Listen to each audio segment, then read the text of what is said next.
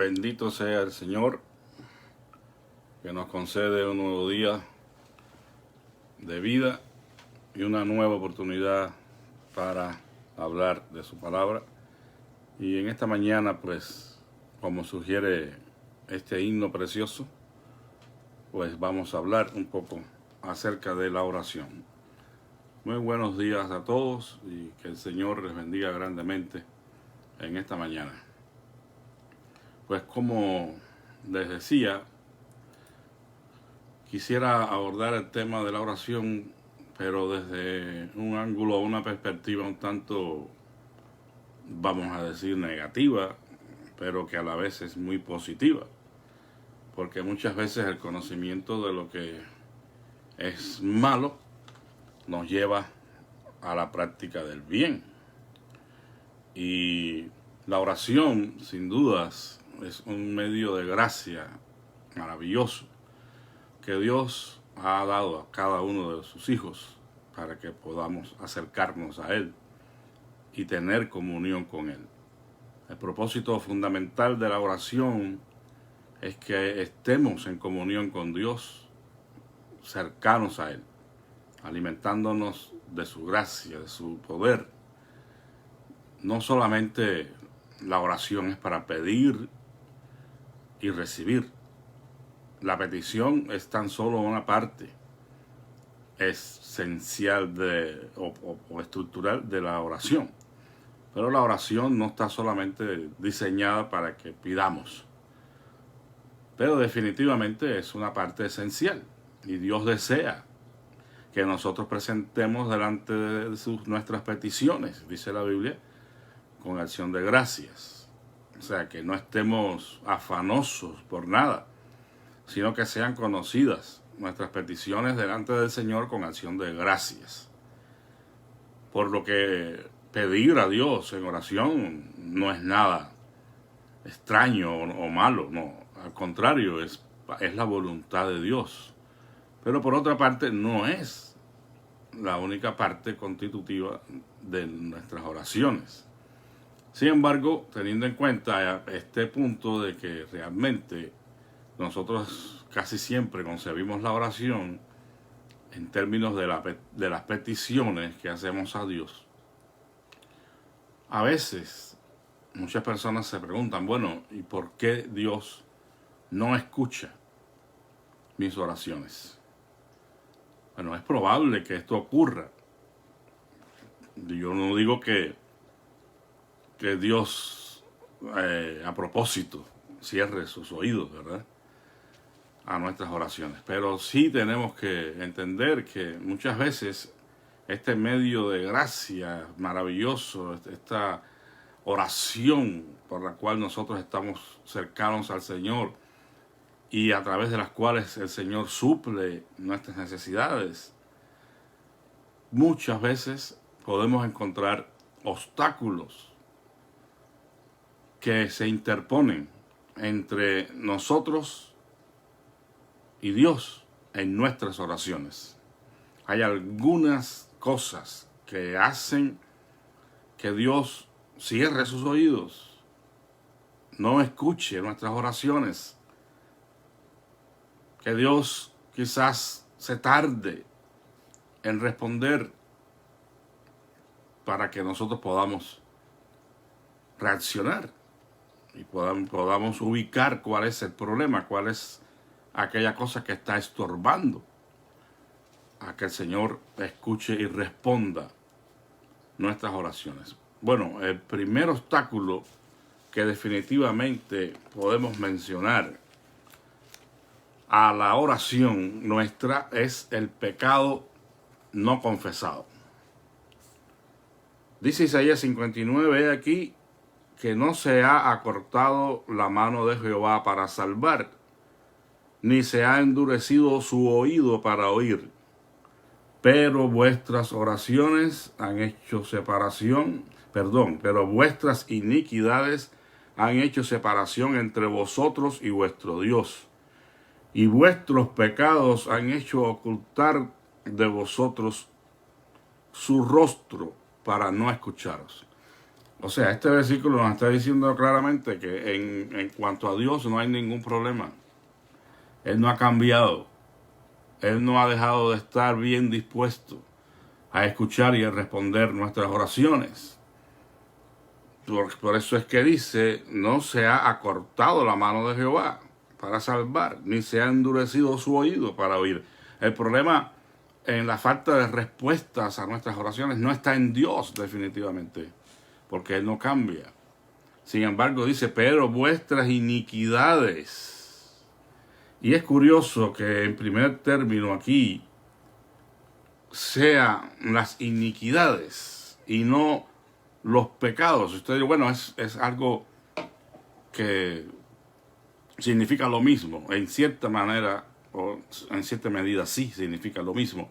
Pero hay una diferencia, aunque ahora no tengo las palabras en el hebreo. Sí puedo hacer una distinción entre la iniquidad y el pecado, aunque el pecado siempre va a estar relacionado con la iniquidad. Pero cuando menciona en primer orden las iniquidades, está haciendo referencia específicamente, es una directa a lo que constituye la violación de la ley de Dios. Porque el inicuo es el que se opone a la ley, el que se opone al mandamiento. Y cuando el Señor pone aquí en primer orden iniquidades, señalando ya, o poniendo el dedo, ¿verdad?, en la llaga, ustedes han olvidado mi ley, ustedes han hecho a un lado mis mandamientos. Y por eso es que yo no escucho sus oraciones.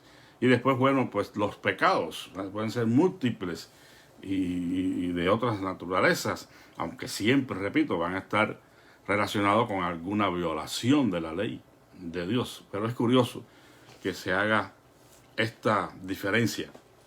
El pecado que no es confesado, el pecado del cual no nos apartamos, no puede contribuir a la comunión con Dios en ninguna manera y tampoco a las respuestas a nuestras oraciones. Yo creo que uno de los que entendió bien esto fue el mismo rey David. Todos conocemos este versículo en el Salmo 66. En el Salmo 66, 18, dice David: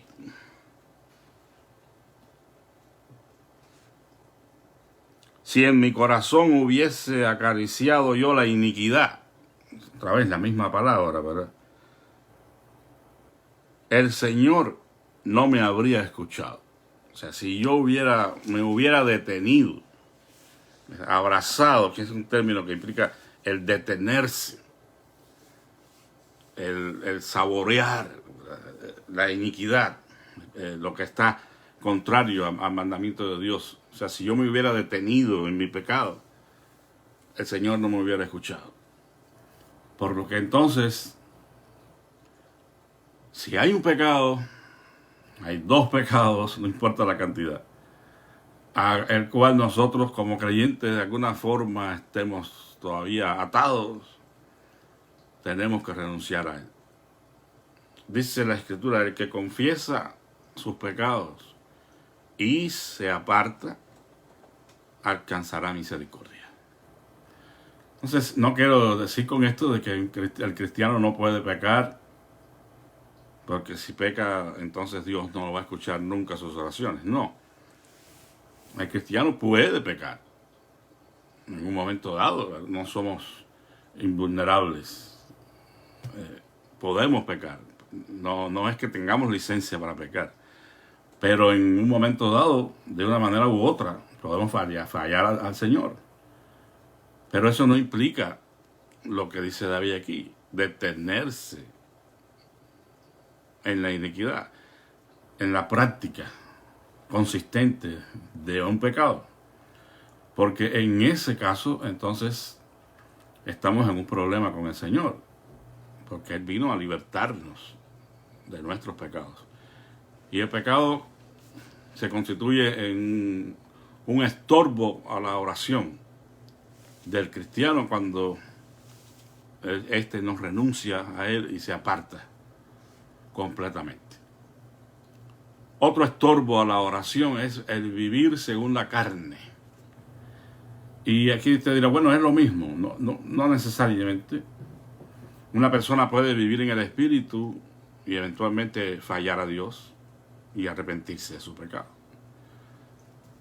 Pero el vivir según la carne ya es un estilo de vida. Es una incorrecta y pecaminosa manera de orientar la vida. Y esta es una posibilidad que está latente para todos, aun los que han conocido el Evangelio. Y la Biblia dice claramente que los que viven según la carne no pueden agradar a Dios.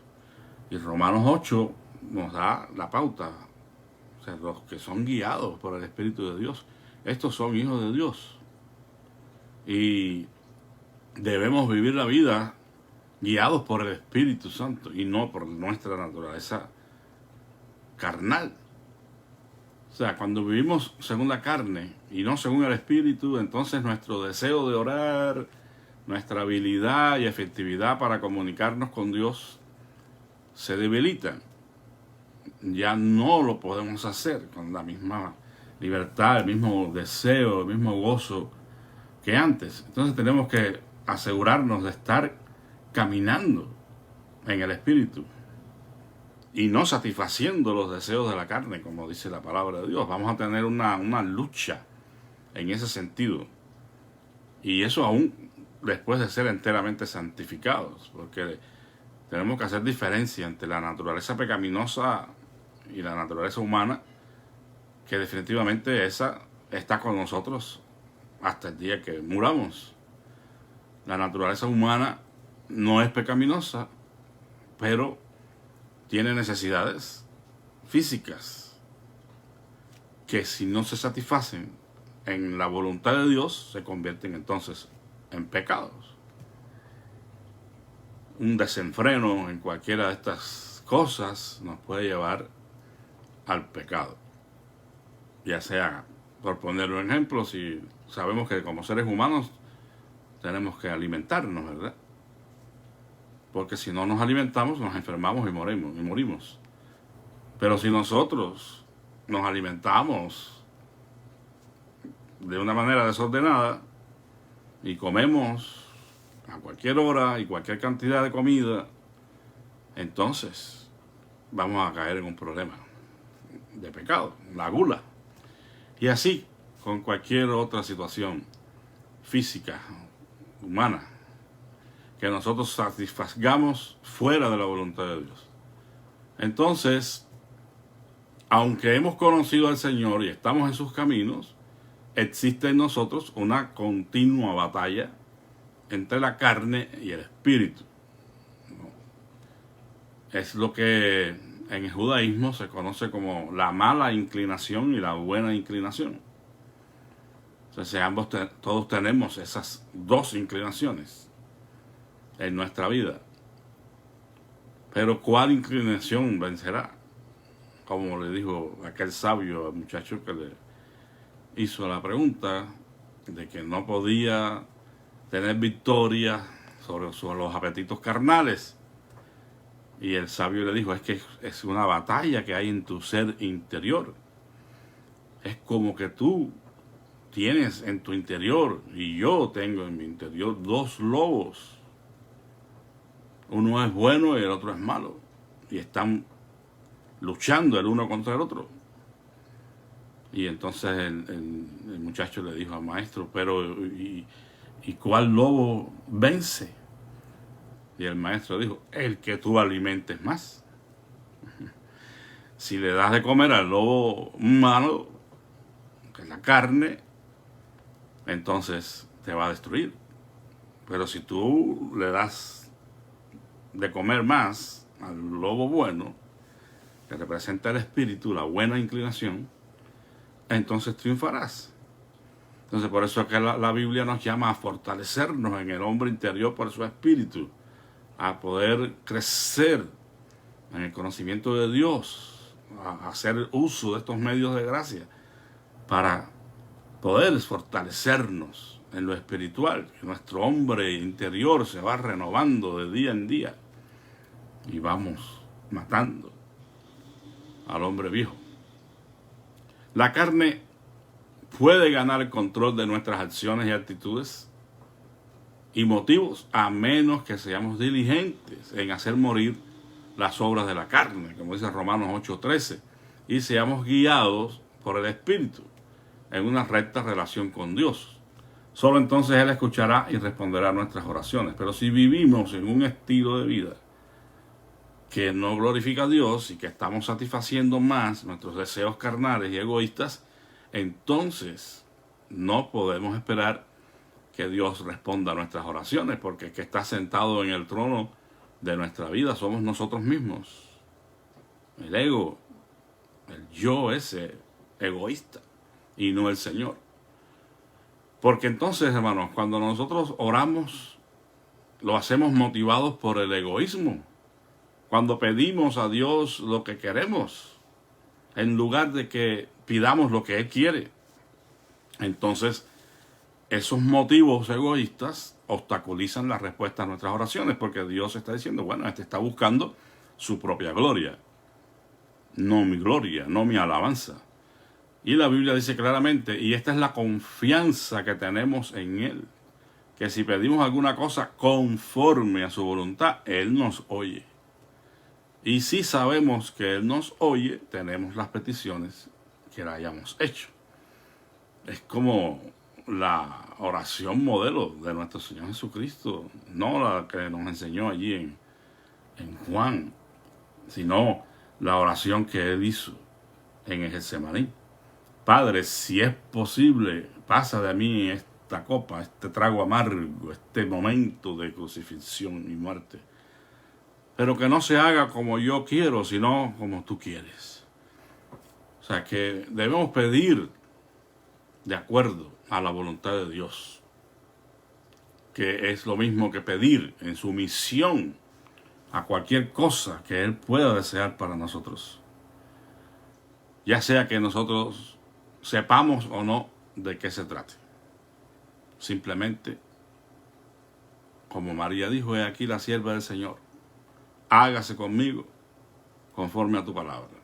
En la oración debemos buscar que la voluntad de Dios se cumpla, se haga en nuestras vidas antes que la nuestra, porque esa es la señal de una vida que no está centrada en sí misma, en sus deseos egoístas y carnales, sino que busca solo la gloria y alabanza de Dios. La oración que busca solo gratificar los deseos egoístas no puede ser escuchada por Dios. Y Santiago dice claramente, ustedes piden y no reciben, porque piden mal, para gastar en vuestros deleites.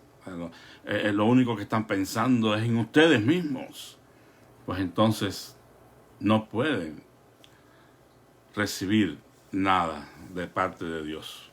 Este tipo de vida centrada en uno mismo, hermanos, produce un endurecimiento de corazón e indiferencia a las necesidades de otros. Y esto también obstaculiza nuestras oraciones. Aquí en la carta del apóstol San Pablo a los filipenses, en este clásico y precioso pasaje de la kenosis, de la reencarnación de Cristo, dice en Filipenses 2, 3 y 4, nada hagáis por rivalidad o por vanagloria, dice la versión no revisada, por contienda o por vanagloria. Antes bien en humildad, estimando cada uno a los demás como superiores a sí mismo, no poniendo la mira cada uno en lo suyo propio, sino cada cual también en lo de los otros. Qué hermoso, ¿no? Una vida egocéntrica, no piensa en nadie más. Pero eso será un obstáculo a nuestras oraciones. Otro obstáculo sería el espíritu no perdonador. Es decir, cuando nosotros rehusamos perdonar a otros que nos han lastimado, que nos han hecho algo, puede ser, perdón, legítimo el sentimiento, ¿verdad? Porque quizás sí, hemos sido víctimas de la murmuración, del abuso, quién sabe. Pero cuando rehusamos, nos negamos, nos resistimos a perdonar a otros, crece una raíz de amargura en nuestros corazones que ahoga nuestras oraciones. Por más que oremos, por más que pidamos, ese corazón duro para perdonar a otros estará siempre allí siendo un obstáculo. Entonces, ¿cómo podemos esperar que Dios derrame sus bendiciones sobre nosotros si albergamos odio y amargura hacia otros y una indisposición a perdonar? Imposible. Yo creo que en la parábola del sirviente que no perdonó, o sea, que no perdonó al criado, y que después de que Dios le perdonó su deuda a él no pudo perdonar a su empleado.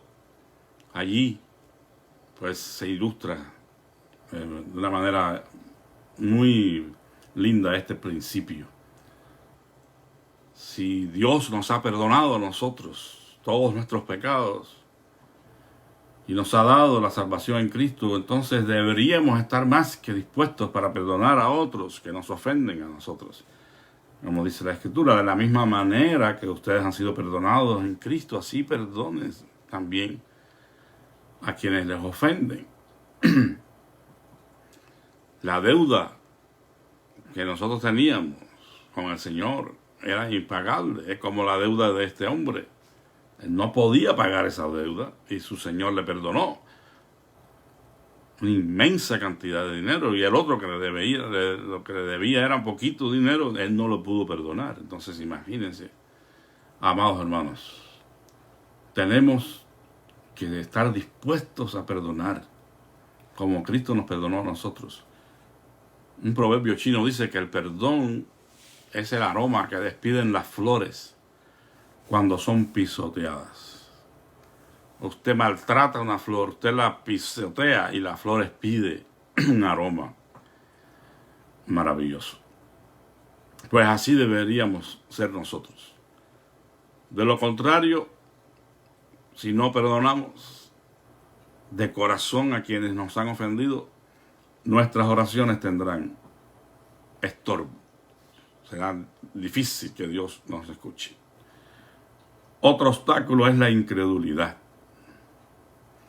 Esto no significa, sin embargo, como algunos sugieren, que porque venimos a Dios convencidos de que Él nos concederá nuestras peticiones, o porque no venimos a Dios convencidos de que Él no va a responder nuestras oraciones, esto se constituye en alguna manera un obstáculo porque Dios no puede respondernos.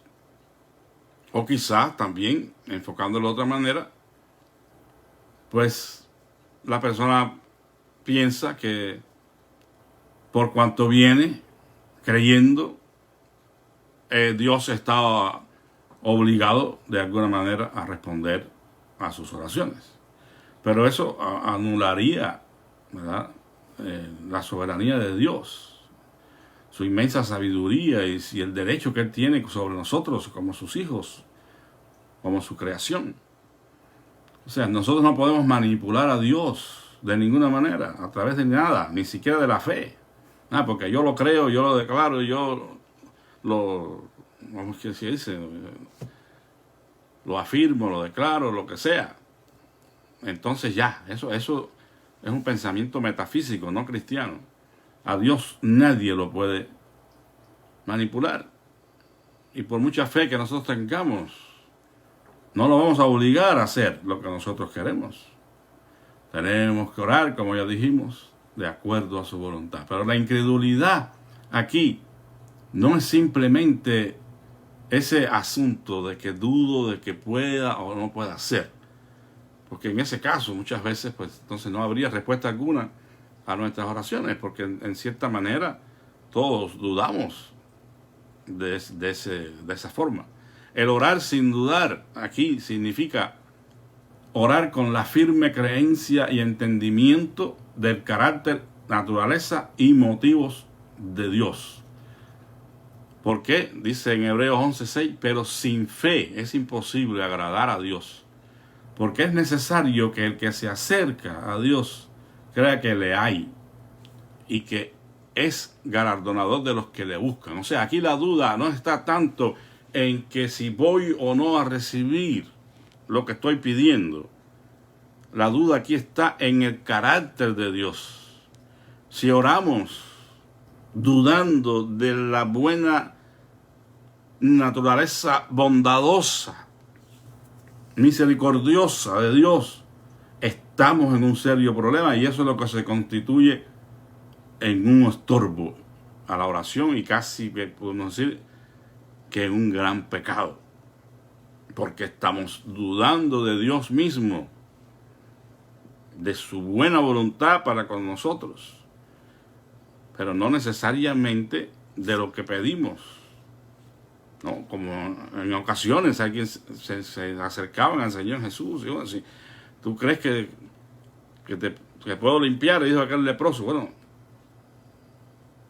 si quieres puedes limpiar. Y el Señor dijo: sí creo, sí quiero. O sea, no es tanto la duda en que si me va a dar o no lo que estoy pidiendo, como la duda en el corazón de Dios, en su sabiduría, en su bondad, en su misericordia, que independientemente nos otorgue o no lo que estamos pidiendo, nosotros no dudamos nunca de que Él es bueno y de que su misericordia es para siempre, de que Él es sabio y que si ha dicho no a nuestra oración, o si nos ha dicho espera, seguimos creyendo en quién es Dios, el Dios que nos revela las Escrituras, el Dios que se ha revelado a nosotros en Cristo Jesús. De eso es de lo que no podemos dudar, porque entonces sería un obstáculo a nuestras oraciones, porque estamos dudando de su carácter, de su propósito, de sus promesas para nosotros, y entonces se convierte en un insulto a Dios. Nuestra confianza debe estar en la habilidad que Él tiene para concedernos cualquier petición que esté de acuerdo a su voluntad y propósito para nuestras vidas. Por eso, hermanos, es que cuando oramos debiéramos decir esto: que sea conforme a tu propósito y a tu voluntad en mi vida. Y si no va de acuerdo a eso, si no colabora al cumplimiento de tu propósito en mi vida, no lo quiero. Así debiéramos orar. Dice Santiago que debemos pedir con fe, no dudando nada, y sobre todo en este sentido, no dudando nada en cuanto al carácter de Dios. Porque el que duda, dice, es semejante a la ola del mar que es arrastrada por el viento y echada de una parte a otra. Dice Santiago: no piense pues quien tal haga que recibirá cosa alguna del Señor. Pero fíjense que el contexto está en la sabiduría divina. Quien se atreva a dudar de que Dios le quiera comunicar sabiduría, le quiera dar sabiduría divina para ventilar los asuntos de la vida, para dirigir su vida de acuerdo a la voluntad de Dios, entonces no puede recibir nada del Señor. Pero el contexto es la sabiduría. Cualquiera que dice que tiene falta de sabiduría, pídala a Dios y le será dada. Y es la sabiduría, el discernimiento para poder enfrentar las pruebas, porque está hablando Santiago a los expatriados judíos, creyentes de origen judío que estaban en persecución. Y por eso le dice: siéntanse bienaventurados cuando se hallen en diversas pruebas, sabiendo que la prueba de vuestra fe produce paciencia, la paciencia tenga su obra completa. Pero si a alguno le falta sabiduría, o sea, si a alguno le falta conocimiento espiritual para entender el propósito de Dios en las pruebas, entonces pídasela a Dios, el cual le dará abundantemente, pero no piense pero pida con fe. Entonces está directamente relacionado a la sabiduría divina, porque entonces esto lo pudiera, la persona que saca el texto de su contexto lo aplica a lo que le da la gana, pero no. O sea, eso no quiere decir que si yo estoy pidiendo un carro ahora, si yo dudo, Dios no me lo va a dar, y si no, no tiene nada que ver con eso. Y por eso es importante que el carácter de Dios, quien es Él, esté muy claro en nuestras vidas, para que entonces podamos escuchar, pues Dios pueda escuchar nuestras oraciones y nosotros estemos contentos con cualquiera que sea su respuesta. Y finalmente, un último obstáculo es la discordia en el hogar. A veces pensamos que en el hogar no importa lo que pase, ¿verdad? No. La discordia en el hogar es definitivamente un obstáculo para la oración. Y Pedro lo menciona específicamente en las oraciones de un esposo cuya actitud hacia su esposa es menos que bondadosa. Dice en Primera de Pedro 3:7: vosotros, maridos, igualmente convivid con ellas, es decir, con sus esposas, con comprensión, tratando a la mujer como a vaso más frágil y dándoles honor también como a coherederas de la gracia de la vida, para que vuestras oraciones no sean estorbadas. O sea que Dios está hablando claramente aquí. El trato a la esposa de una manera rústica, de una manera no de acuerdo a la voluntad de Dios, entonces se producirá un estorbo a la oración. La aspereza en tratar a la mujer, que es un vaso frágil. Y lo mismo la mujer que no se sujeta a su marido. Esto es para todos, ¿verdad? Que quiere gobernar ella todas las cosas. Esas mujeres que están detrás del hombre ahí hablando y diciendo, no son mujeres que están dando honor a la palabra de Dios. Entonces, amados hermanos, si hay discordia, si hay discusión, si hay falta de respeto, maltrato físico o verbal, esas son cosas que impiden la respuesta de Dios a nuestras oraciones. Y quien dice a la esposa y al esposo, dice a los hijos, a los padres, a todos. Entre relaciones interpersonales, familiares, deben ser gobernadas por el amor, por la comprensión, por la benevolencia, ser tolerantes a veces, ¿verdad?, con los defectos de nuestros seres queridos. Donde hay serios conflictos en las relaciones familiares, donde la cabeza del hogar no está demostrando las actitudes que debe mostrar, entonces la oración será obstruida. Nunca pensemos que no importa cómo vivamos en nuestros hogares, Dios va a estar siempre dispuesto a respondernos, a darnos todo lo que pidamos en oración. No, el Señor está muy cerca, evaluando nuestra conducta, nuestra manera de conducirnos en la familia, con los amigos, con todos. Termino diciendo que afortunadamente no hay obstáculo que no pueda ser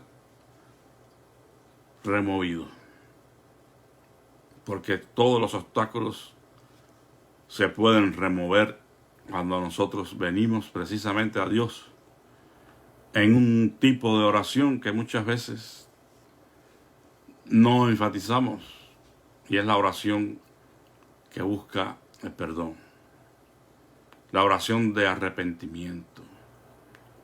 Si descubrimos algún problema en nuestra vida que se constituye un obstáculo para que Dios nos escuche, simplemente tenemos que pedir perdón tenemos que arrepentirnos y tenemos que volvernos del pecado a Dios.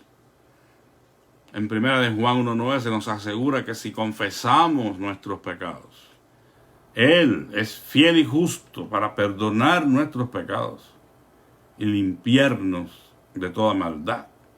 Si alguno hubiere pecado, abogado tenemos para con el Señor, que es nuestro Señor Jesucristo. Abogado tenemos para con el Padre. Es decir, que no hay manera en que tengamos que terminar en derrota, por cuanto la gracia de Dios se ha manifestado para salvación a todos los hombres, y esa gracia de Dios es la que nos guía a nosotros y nos sostiene, y por eso debemos pedir perdón si en algo estamos fallando, para que el Señor siga siendo el Señor en nuestras vidas, y así nuestras oraciones no tengan estorbo. Que Dios les bendiga a cada uno de ustedes. Vamos a orar en esta mañana, y tengo una petición que quisiera que me ayudaran a orar. Es una petición especial que tiene nuestra hermana María Laura Padilla. No puedo decir de qué se trata, pero es una petición especial. Es una situación en la cual necesitamos que Dios se glorifique. Y por eso les voy a pedir, hermanos, que entre hoy y mañana, si usted me ayuda a orar por esto, se lo voy a agradecer mucho. Simplemente dígase: Padre, acuérdate de la petición de María Laura Padilla, que el pastor mencionó y Dios conoce, ¿verdad? Sigamos orando por los unos por los otros en nuestras necesidades. Pidamos a Dios, sobre todo, que podamos vivir la vida que a Él le agrada, para que gocemos a plenitud de la comunión con Él y de sus bendiciones. Vamos a orar. Padre Santo, Todopoderoso Dios, Creador de los cielos y la tierra, nuestras almas te alaban y bendicen en esta mañana, y te damos gracias por tus bondades en Cristo Jesús, por tu buena voluntad que es siempre agradable y perfecta para nosotros, Señor. Confesamos nuestros pecados, Señor. Confesamos que muchas veces hemos tenido estorbos en nuestras oraciones, porque hemos mantenido algunas de estas cosas de las cuales hemos hablado en esta mañana. Y hemos sido tardos, hemos sido lerdos para apartarnos de ellas.